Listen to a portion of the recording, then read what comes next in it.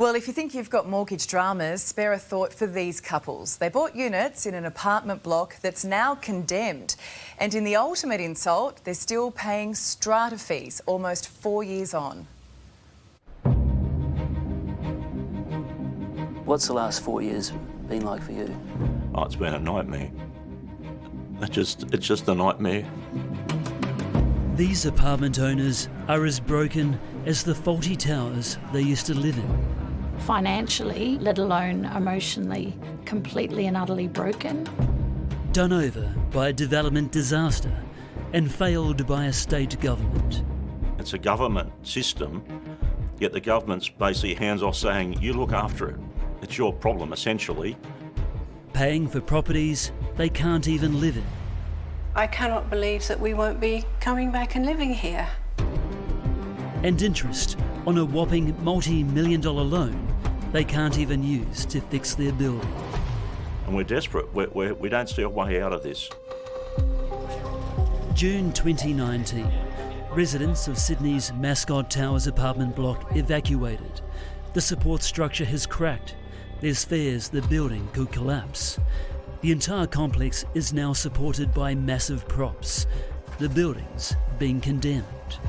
For almost 4 years, the residents of this jacked up building have been told to toe the line. Don't kick up a stink and she'll be right. But now they've had enough. And we've been given exclusive access to the penthouse apartment, where someone's retirement dream has become a financial nightmare. How's that? It's a bit of a squeeze, isn't it? We're accompanying Cliff and his wife Veronica to the top floor. How are you feeling, Veronica? I feel very sad when I walk in. Yeah. They've been allowed in to pack up some things. And then the living areas to the left. Oh, wow. In 2008, these retirees paid $1.1 million up front for their expansive 3-bedroom apartment with city views. It was valued at $2.2 million just weeks before the evacuation. I've often felt like coming here and bringing water and just enough food for a week and just staying here and thinking, right, if you want to get me out, the police can come and get me. Now forced to live in a tiny bedsit beneath their daughter's house in the Blue Mountains. This has been our home for 3 years and 9 months, nearly 4 years. And it's from this room that Veronica and Cliff watch their life savings slip away. No one in this drawn-out disaster has lost more than these two. The couple pay a whopping $8,500 in strata fees every quarter. That's got to hurt. It does hurt. We've got no solution to that. We either go bankrupt or pay it. A bulk of the strata fees covers 10% interest on a $15 million loan the majority of the apartment owners agree to take out to fix the building. But everything is tied up in the courts. The banks are involved, which continue to slug many owners' monthly mortgage payments. Some days you think, I wish it had collapsed with me in it. It would have been easier. Desperate owners Derek and Rachel's strata fees are $5,000 a quarter. Buy back, buy back, buy back. Today, they joined other owners to vent their anger as the Reserve Bank rate hike gave them another kick in the guts. If the interest rates keep going up, we cannot survive. We'll be finished financially. Who knows where we will live? It was the construction of this apartment block right next door which caused so much damage here. Now, Mascot Towers owners did manage to eke out around $4.5 million from this developer's insurance company. However, estimates to repair the entire building here are north of $60 million. I can't see another way we can move on. The New South Wales government has been paying owners rental assistance for accommodation elsewhere, but that package ends in June. People won't be able to afford to rent and will be homeless.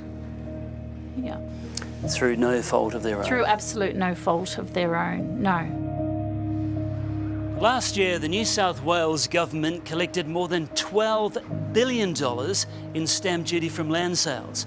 Now, owners here, like Cliff and Veronica, are rightly asking, why can't that kitty be used to compensate them their original purchase price? All we want is the money we paid for it. And surely, to goodness, that's not too hard to ask. A reasonable request, given local government certifiers gave the OK for residents to move into the building 14 years ago. The fires and floods were supported, and as awful as that is, we are going through an unnatural disaster and we desperately need help. We approached New South Wales Government Treasurer Matt King. You know, you've got a roof over your head tonight.